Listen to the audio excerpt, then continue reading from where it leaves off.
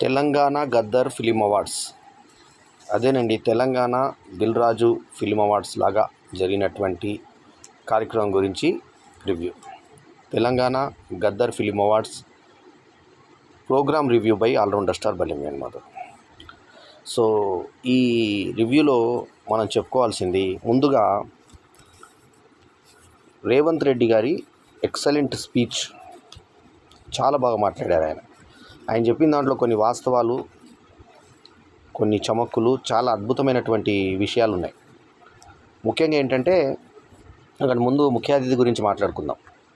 ముఖ్య అతిథి రేవంత్ రెడ్డి కరెక్ట్గా ప్రోగ్రాంకు హాజరు కావడం ఒక మంచి విషయం అయితే, దాని ప్రచారం కూడా చక్కగా చేశారు. ఎలా చేశారంటే బస్ స్టాపులు, హోర్డింగ్లు ఎక్కడ పడితే అక్కడ, మన మెట్రో దిగే దగ్గర కూడా, మన ఎక్కడైతే హైటెక్స్ దగ్గర జరుగుతుందో ఆ హైటెక్స్కి ప్రారంభ ద్వారాల దగ్గర నుంచి ఎక్కడ నుంచి పెట్టడము, తర్వాత బేబీస్ పెట్టడము, లాలీపాప్స్ పెట్టడము, ఇవన్నీ కూడా చాలా అద్భుతంగా జనాలకు రీచ్ అయ్యే విధంగా, ఆ యొక్క ప్రోగ్రాము యొక్క రీచ్ అందరికీ అందే విధంగా పెట్టడం జరిగింది. ఆ తర్వాత మనకి హోర్డింగ్స్తో పాటు ప్రచారము ఏ రకంగా చేశారంటే కరెక్ట్గా ఆ గద్దర్ ఫిలిం అవార్డ్స్ జనాలకు రీచ్ అయ్యేలాగా చేశారు. అయితే దీనికి ఇన్విటేషన్ దగ్గర నుంచి దానికి పూర్వాపరాల గురించి ఫస్ట్ వద్దాం. ఫస్ట్ ఇన్విటేషన్ వచ్చేసి ఎఫ్డీసీ చైర్మన్ అయినటువంటి దిల్ రాజు పేరు మీద ఇన్విటేషన్ అనేది, అంటే హరీష్ ఐఏఎస్ తర్వాత దిల్ రాజు ఇద్దరి పేర్ల మీద ఇన్విటేషను సంప్రదాయబద్ధంగా ఎప్పటి ప్రకారంగానే ఎఫ్డీసీ నుంచి రావాలి కాబట్టి ఇన్విటేషను అలాగే వేయడం జరిగింది. దీంట్లో పాసెస్ వివిఐపి యాసెస్ అని చెప్పి ఒక పాసు, తర్వాత ఎంట్రీ యాసిస్ అని ఒక పాసు, ఎంవిఐపి పాస్ అని ఒక పాసు, 3 రకాల పాసులు ఇవ్వడం జరిగింది. ఎంవిఐపి ఎవరికి? అవార్డీస్ కొరకు. వివిఐపి ఎవరికి? తెలిసిన వాళ్ళకి, తర్వాత ఇంపార్టెంట్ వాళ్ళకి. ఆ తర్వాత మన ఎంట్రీ పాస్ ఎవరికి? సాధారణ ప్రేక్షకులకని అనుకున్నారు. అయితే ఫెడరేషన్ ద్వారా యూనియన్లకి, ముఖ్యంగా 24 క్రాఫ్ట్స్ యూనియన్లకి ఒక ఫెడరేషన్ ఉంటుందన్న సంగతి అందరికీ తెలిసిందే. ఈ ఫెడరేషన్కి ఉన్నటువంటి ఈ ఇన్విటేషన్ ఏదైతే ఉందో, ఆ ఇన్విటేషన్ ఏం చేశారంటే Telangana Gaddar film awards 2024 entry pass వాళ్ళు తెలంగాణ ఫిలిం డెవలప్మెంట్ కార్పొరేషన్ నుంచి జారీ చేసిన దాంట్లో ఎంట్రీ యాసెస్ వచ్చేసి, అంటే ఆర్డినరీ పాస్, అంటే 3వ రకం పాసు, ఆర్డినరీ పాస్ వచ్చేసి వీళ్ళకి ఇచ్చారు. ఎవరికి? తెలుగు సినిమా రైటర్స్ అసోసియేషన్కి 27 మంది ఎగ్జిక్యూటివ్, నేను వైస్ ప్రెసిడెంట్ని, పరచూరు గోపాలకృష్ణ గారు ప్రెసిడెంటు. అటువంటి ఆ అసోసియేషన్కి మాకు వచ్చినవి 10 కార్డులు, అక్షరాల 10, అది కూడా ఎంట్రీ యాసెస్ అంటే ఆర్డినరీ పాసులు. దర్శకుల సంఘానికి, అందులో కూడా నేను లైఫ్ మెంబర్ని, అందులో వచ్చిన పాసులు 10. ఛాంబర్కి ఎన్ని పంపారో తెలియదు, మొత్తానికి కౌన్సిల్కి అయితే పంపలేదు, ఛాంబర్కి పంపారు. ఇక్కడ వీళ్ళకి ఇవ్వాల్సిన ఎంవిఐపి కాదు, కనీసం వివిఐపి కాదు, అవి కూడా రాలా. సో ఇది ఇక్కడ జరిగింది. ఇక ఇన్విటేషన్ మ్యాటర్ ఎలా ఉందంటే, తెలంగాణ ఫిలిం డెవలప్మెంట్ కార్పొరేషన్ అని రేవంత్ రెడ్డి గారి ఫోటో, బట్టి Vikramarka photo, Komatireddy Venkatareddy photo, Dil Raju photo వేసి, రైజింగ్ 2047 అనే ఆయన యొక్క సీఎం విజన్ని వేసి, తెలంగాణ గద్దర్ ఫిలిం అవార్డ్స్ 2024 అని వేశారు. సరే, 24 సంబంధించినటువంటి అవార్డ్స్ కాబట్టి 24 అని వేశారు అనుకుందాం. On 14th June 2025 from 6 PM onwards, HITEX exhibition centre hall 4, Novotel road, Hyderabad 5,84,000 అనేది ఈ యొక్క ఇన్విటేషన్లో ఇచ్చారు. చీఫ్ గెస్ట్ రేవంత్ రెడ్డి గారు అని, యనుమల రేవంత్ రెడ్డి పేరు మొట్టమొదటి కార్డులో వేశారు. బాగుంది. తర్వాత ఈ కార్డులు 2 అతుక్కు కాకుండా విడివిడిగా ఇచ్చారు, 2 డిఫరెంట్ విడిగా ఇచ్చారు. ఇచ్చిన తర్వాత లోపలికి వెళ్ళిన తర్వాత చేతికి కడియల్లాగా వెంకటేశ్వర స్వామి టెంపుల్కి వెళ్ళినప్పుడు వెంకటేశ్వర స్వామికి ఎట్లా ఇస్తారో అట్లా, ఇది గ్రీన్ కార్డ్ వచ్చి ఆర్డినరీ యాసెస్ వాళ్ళకి ఇచ్చారు. ఇది బ్లూ ఉంటే వివిఐపి. సో అట్లా 3 రకాల రంగుల్ని పెట్టి ఎంవిఐపికి ఏది లేదు. ఈ కడియంలాగా వేసేస్తే ఈ చేతి కడియాలను బట్టి గుర్తుపడతాం అనమాట. ఇది ఎట్లా చేతికి ఇట్లా హ్యాండ్కి వేసేస్తారు, దీనికి వేసేస్తారు ఇట్లాగా. ఇది చేతిలో పట్టుకుంటే ఇది ఆర్డినరీ ఎంట్రీ అనమాట. దీన్ని బట్టి పోలీసులు వాళ్ళు, అక్కడ రక్షణ శాఖ వాళ్ళు గుర్తుపట్టి ఎవరు ఏది డిపార్ట్మెంట్ అని గుర్తుపెట్టడం కోసం ఈ కంకణాల ఐడియా పెట్టారు. ఇది బాగానే ఉంది కంకణాల ఐడియా. సరే, దీని తర్వాత ఇక్కడ బ్లూ పాస్ అది పెట్టారు. పెట్టిన తర్వాత లోపల పోయినాక చీఫ్ గెస్ట్స్ ఆఫ్ ఆనర్ పేర్లు ఏంటి? Shri Bhatti Vikramarka, honourable deputy chief minister of Telangana. Shri Komatireddy Venkatreddy, honourable minister for roads and developments and cinematography. Shri Duddila Sridhar Babu, ఈయన ఐటీ మినిస్టరు, మనకు తెలిసిందే. Electronics, communications, industries, commerce and legislative affairs, వారు కనబడలేదు అక్కడ. Shri Patnam Mahender Reddy, honourable chief whip. Shrimati Vijayalakshmi, వేదిక మీద అయితే కనబడలేదు విజయలక్ష్మి గారు కూడా. Konda Vishweshwar Reddy, honourable MP Lok Sabha. Surabhi Vanidevi, honourable MLC. ఇవి మన గెస్ట్ల పేర్లు. అట్లాగే ఏవిఎన్ రెడ్డి, అక్కడి కార్పొరేటరు, ఆనరబుల్ ఏవిఎన్ రెడ్డి కూడా ఎమ్మెల్సీ. తర్వాత లోకల్ కార్పొరేటర్ని కూడా వీళ్ళు ఇన్వైట్ చేయడం జరిగింది. సో ఎవరు ఆయన పేరు? సుంకరి రాజు. సో ఈయన ఆనరబుల్, ఈయన కూడా ఎమ్మెల్సీయే. శంకర్ రాజు కూడా ఎమ్మెల్సీయే. Arekapudi Gandhi, honourable MLA Serilingampally. తర్వాత అంటే ఏవిఎన్ రెడ్డి ఒక ఎమ్మెల్సీ, శంకర్ రాజు ఒక MLC, Arekapudi Gandhi MLA, local MLA. తర్వాత వి జగదీష్ గారు Goud, corporator, Madhapur GHMC. Doctor S Harish, IAS managing director. తర్వాత దీనికి చైర్మన్ వచ్చి టీజీఎఫ్డిసి చైర్మన్ దిల్ రాజు. ఇవి ప్రముఖంగా దిల్ రాజు పేరు ఫస్ట్, హరీష్ గారి పేరు రెండు ఆనుకొని రెండు పేర్లు పెట్టారు. ఇవి రెండు కార్డులు అతికి లేవు, విడివిడిగా ఉన్నాయి. ఇది గమనించాల్సిన విషయం. సో అది అయిపోయిన తర్వాత యాంకర్స్ని ఎవరిని పెట్టారు? శ్రీముఖిని పెట్టారు, మన ఈవెన్ సుమన్ పెట్టారు. సుమ మలయాళీ అన్న సంగతి మనకు తెలిసిందే. పురస్కారాల దగ్గర పుష్కరాలు. తర్వాత కల్కి 2898 AD అనే పేరు ప్రపంచవ్యాప్తంగా అందరు ప్రేక్షకులకు తెలిసిన సినిమా, సూపర్ హిట్ సినిమా ప్రభాస్ది.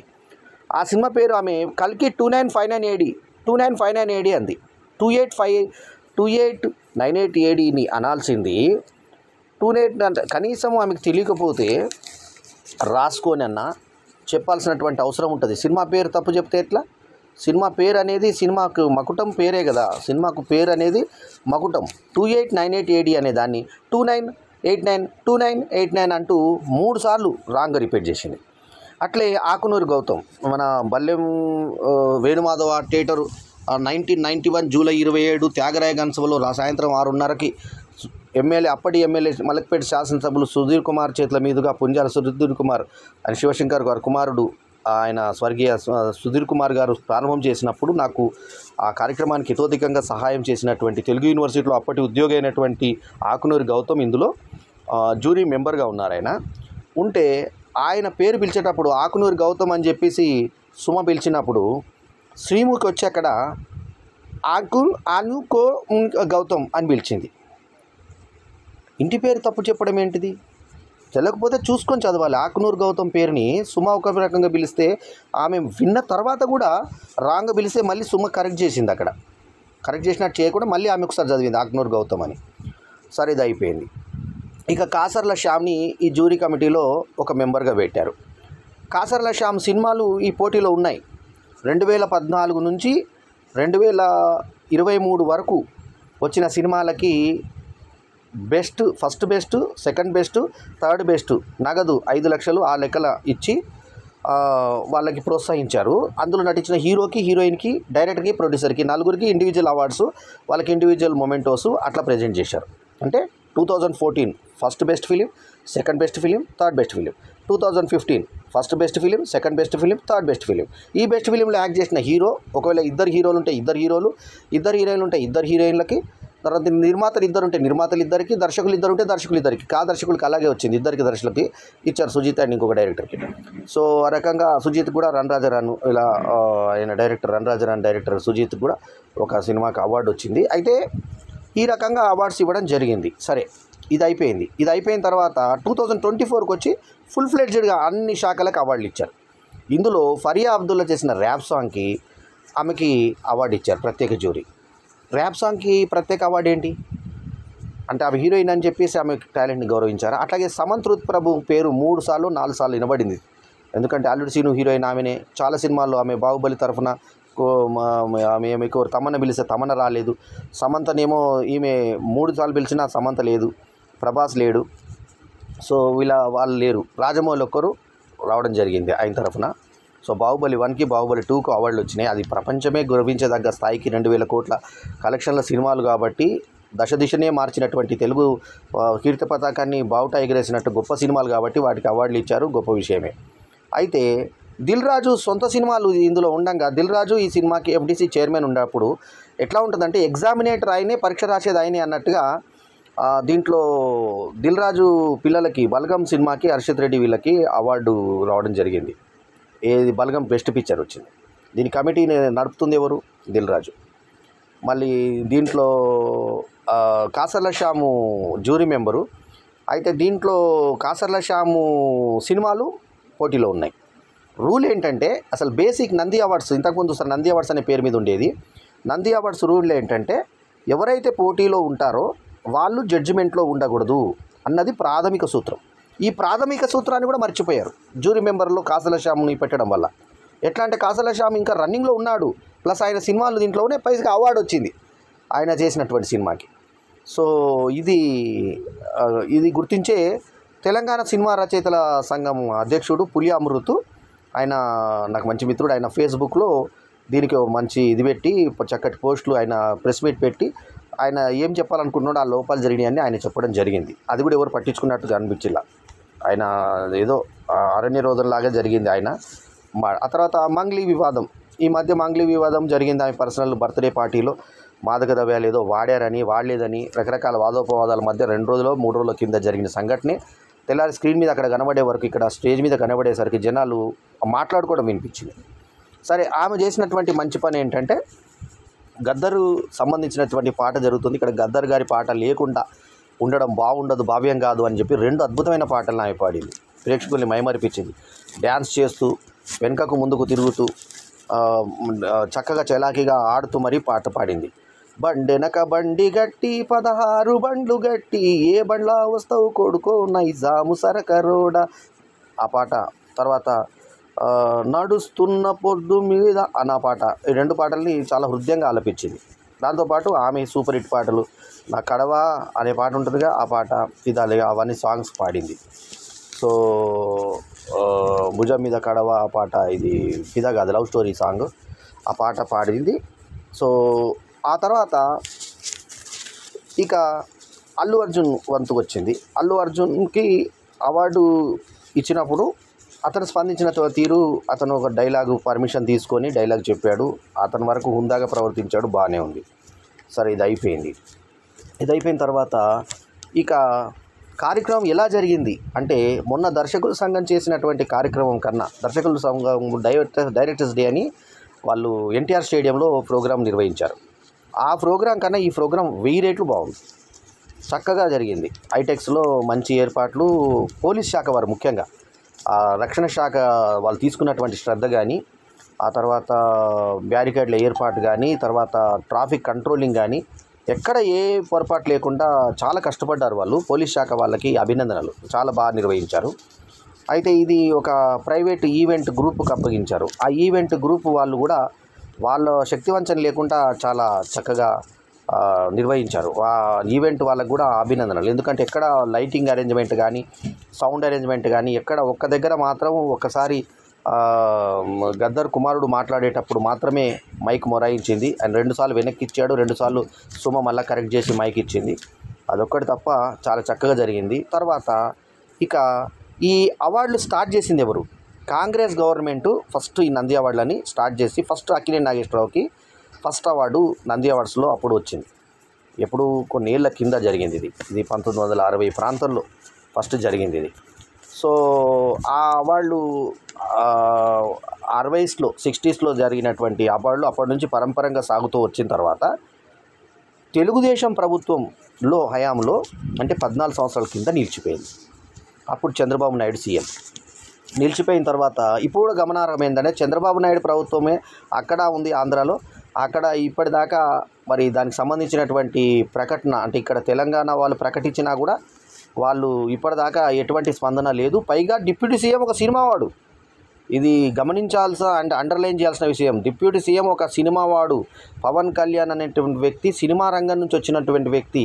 వాళ్ళ అన్న హీరోనే, తమ్ముడు ఆయన అన్న రెండో అన్న కూడా నటుడు, ప్లస్ అతను కూడా సినిమాకు సంబంధించిన ప్రముఖ నిర్మాత అంజనా ప్రొడక్షన్స్ అధినేత కె నాగేంద్రబాబు, కొనిదెల నాగేంద్రబాబు, నాగబాబు, ఇప్పుడు ప్రజెంట్ ఎమ్మెల్సీ గారు. మరి అటువంటి వాళ్ళు సినిమా ఫ్యామిలీ అయ్యుండి కూడా మరి వాళ్ళ పిల్లలు అందరూ కూడా మేనల్లుళ్ళు కానీ పిల్లలు రామ్ చరణ్ కానీ వీళ్ళంతా గ్లోబల్ స్టార్గా ఎదిగి మరి అటువంటి స్థాయిలో ఉన్నటువంటి వాళ్ళు కూడా నంది అవార్డ్స్ గురించి ఆలోచించకపోవడము, మాట్లాడకపోవడము ఎంతవరకు కరెక్ట్ అనేది ఆలోచించండి. సో సరే, అటువంటి నేపథ్యంలో 14 సంవత్సరాల తర్వాత పునరుద్ధరించిన ఈ కార్యక్రమాన్ని దిల్ రాజు యొక్క సూచన మీదకు నేను చేశానని సీఎం స్పీచ్లో చెప్పాడు. సీఎం మాట్లాడిన ప్రతి మాట ఆణిముత్యం. ఈ యొక్క పర్టికులర్ ప్రోగ్రాంలో బెస్ట్ స్పీచ్ రేవంత్ రెడ్డి కాగా లీస్ట్ స్పీచ్ బాలకృష్ణది. ఎందుకంటే బాలకృష్ణ మాట్లాడేటప్పుడు పదాలు తడబడ్డాడు, చాలాసేపు ఆగిపోయాడు, గ్యాప్గా మాట్లాడాడు. ఎందుకు ఆగాడో తెలియదు. మరి అంత ఫ్లోగా మాట్లాడేటువంటి బాలకృష్ణ, జనరల్లీ సినిమాల్లో అద్భుతమైన డైలాగులు చెప్పే బాలకృష్ణ ఎందుకు ఆగిపోయాడు. రేవంత్ రెడ్డి మాత్రము పేపర్ చూసి చదివినంత గొప్పగా, అంటే అంత గుర్తుపెట్టుకొని కంటతాగా ఒక్కొక్క డైలాగ్ చెప్తుంటే అద్భుతంగా అనిపించింది. ఎందుకంటే ముఖ్యంగా ఆయన సినిమా ఇండస్ట్రీ స్టార్ట్ అయినప్పుడు హీరోల తరం గురించి కూడా చెప్పాడు. ఎన్టీఆర్, ఏఎన్ఆర్ల తర్వాత చాలా వరుసలు గుర్తుపెట్టుకొని మరీ చెప్పాడు. కృష్ణ, శోభన్ బాబు, కృష్ణంరాజు, ఆ తర్వాత చిరంజీవి, బాలకృష్ణ, నాగార్జున, వెంకటేష్, ఆ తర్వాత పవన్ కళ్యాణ్, మహేష్ బాబు, అల్లు అర్జున్ అంటూ ఆయన అల్లు అర్జున్ పేరుని కూడా ఉటంకిస్తూ మరి చెప్పి, నాకు కఠినంగా వ్యవహరించడం అంటే సినిమా వాళ్ళ మీద అట్లా ఇష్టం ఉండదు. కాఠిన్యం కొన్ని సందర్భాల్లో నేను చేసినంత మాత్రాన సినిమా వాళ్ళంటే నాకు ద్వేషం లేదు. నేను మీకు మంచి పని చేస్తా అనుకుంటున్నాను. నా విజన్ 247 ఏదైతే ఉందో, 2047 ఉందో, దాని వరకు నేను రాజకీయాల్లో కొనసాగుతాను. నేను చెప్పింది జరుగుతుంది. అట్లాగే ఇప్పుడు ఈ నిర్మాత స్వప్నదత్ మా రెడ్డి పిల్లాన్ని చేసుకుంటుంది అని అన్నాను. అన్నయ్య ప్రకారంగానే ఇప్పుడు ఎవరైతే కల్కి డైరెక్టర్ ఉన్నాడో నాగవంశీ కాదు, ఆయన నాగస్విన్ రెడ్డిని చేసుకుంది అని నేను చెప్పిన అన్ని నిజాలు అవుతాయి. ఇప్పుడు కూడా చెప్తున్నా, ఈ విజన్ ప్రకారంగా వెళ్తే బాగుంటుంది. మీ సినిమా ఫీల్డ్కి ఏం కావాలో మీరు చెప్పండి. ముఖ్యంగా దార్శనికుల్లాగా ఇవాళ తెలుగు సినిమాని గ్లోబల్ దాని మీద తీసుకెళ్తున్నటువంటి దిల్ రాజు కాదు, రాజమౌళికి ఆయన చెప్తూ, రాజమౌళి గారు మీరు ఏమైనా సూచనలు చేయండి. మేము ఖచ్చితంగా మన హాలీవుడ్ అంటే హాలీవుడ్ అక్కడ, మన బాలీవుడ్ అంటే బొంబాయి, అట్లా కాకుండా ఆ హాలీవుడ్ బాలీవుడ్ కూడా ఇక్కడికే రావాలి అనే విధంగా ఆయన సంకల్పం చేయడం, సినిమా వాళ్ళంటే నాకు అభిమానం అంటూ కొన్ని కోట్ల ప్రజాధనంతో ఈ కార్యక్రమం నిర్వహించడం, అట్లాగే గద్దర్ ఫౌండేషన్కి దాదాపు 3 కోట్ల రూపాయలు జీవోతో సమర్పించి, అట్లాగే రాహుల్ సిప్లిగంజ్కి కూడా RRR సినిమాకి నాట్ పాటకి వాళ్ళ అవార్డు వచ్చింది కాబట్టి అతనికి కూడా ఏదైనా చేసుంటే బాగుంటుందని, బట్టి విక్రమార్క ఆర్థిక మంత్రిని వేదిక మీదనే ఆయనకు కూడా ఏదైనా చేసుంటే బాగుంటుందని చెప్పి వినతిలాగా సీఎం ఆర్థిక మంత్రిని అడిగితే ఆయన ఆర్థిక మంత్రి చేయండి అన్నట్టుగా ఇట్లా చేయబెట్టి చూపించడము, నెక్స్ట్ వచ్చే అధికారులకి ఇది చర్య తీసుకోండి ఏదో విషయంలో అని చెప్పి సీఎం సూచన చేయడము బాగా అనిపించింది. అది బాగుంది. అయితే ఇక్కడ దొరికినటువంటి లోపాలు ఏంటంటే, సుమ మొత్తం ప్రోగ్రాం తనే అన్నట్టుగా వ్యవహరిస్తూ సీఎం వచ్చిన తర్వాత కూడా సీఎం తోటి అవార్డులు తీసుకోవాలని ఎవరిని ఇష్టపడతారు? ఇట్లాంటి ముఖ్యమైన గవర్నమెంట్ కార్యక్రమాలకి సీఎం చేతుల మీదుగా అందుకోవాలని నిర్మాతలు ఆశపడతారు. అటువంటి ఆశల మీద నీళ్లు జల్లుతూ ఆమె సుహాసిని, తర్వాత జయప్రద, జయసుధ రేర్ కాంబినేషన్ అంటూ వాళ్ళని ముగ్గురిని డయాస్ మీదకి పిలిపించి వాళ్ళ చేతుల మీదుగా ఒక అవార్డ్స్ సెట్ని ఇప్పించింది. ఇది చాలా క్షమించరాని గర్హనీయమైనటువంటి విషయం. మరి అది ఆర్గనైజర్స్ వాళ్ళు చెప్పి ఉన్నారా, లేకుంటే ఎఫ్డీసీ చైర్మన్ కూడా చెప్పి ఉన్నారా, లేకుంటే ఎవరైనా సూచనల మీద చేసిందా, లేక సొంత తెలివితేటల మీద చేసిందా అనేది తెలియాల్సి ఉంది. ఎందుకంటే సీఎం వచ్చి కింద కూర్చున్నప్పుడు సీఎం గారిని పైకి పిలిచి సీఎం గారి చేతుల మీదుగా వాళ్ళకి అవార్డులు అందిస్తే వాళ్ళ ఆనందం ఎంత ఉంటుంది? డిప్యూటీ సీఎమే ఆల్మోస్ట్ స్టార్టింగ్ లేట్ అయినంతసేపు డిప్యూటీ సీఎం ఫస్ట్ అవార్డులు ఇవ్వడం జరిగింది. కానీ డిప్యూటీ సీఎం ఇచ్చిన తర్వాత సీఎం వచ్చిన తర్వాత సీఎంని దాదాపు 45 నుంచి గంట సేపు కింద కూర్చోబెట్టే బదులు ఆయన పైకి తీసుకొచ్చి ఆయన చేతుల మీదుగా ఆ అవార్డ్స్ ఇస్తే ఆ అవార్డు గ్రహీతలు లైఫ్లో ఎంత ఆనందపడతారు. సుహాసిని ఏం పోస్ట్లో ఉందని, జయసుధ ఏం పోస్ట్లో ఉందని, జయప్రద ఏం పోస్ట్లో ఉందని. ఒకప్పుడు సుహాసిని ఎమ్మెల్యేగా చేసిన విషయము అందరికీ తెలుసు, జయప్రద ఎంపీగా చేసిన విషయము తెలుసు. కానీ ప్రజెంట్ వాళ్ళ పోస్టులలో లేరు. ఇక్కడ ముఖ్యమంత్రి యనుమల రేవంత్ రెడ్డి చేతుల మీదుగా తీసుకోవడానికి రేవంత్ రెడ్డి అనేటువంటి ఒక ప్రేమ, అభిమానం, గౌరవం అందరికీ ఉంటుంది. వాళ్ళ చేతుల మీదకు అందుకునేటువంటి అదృష్టాన్ని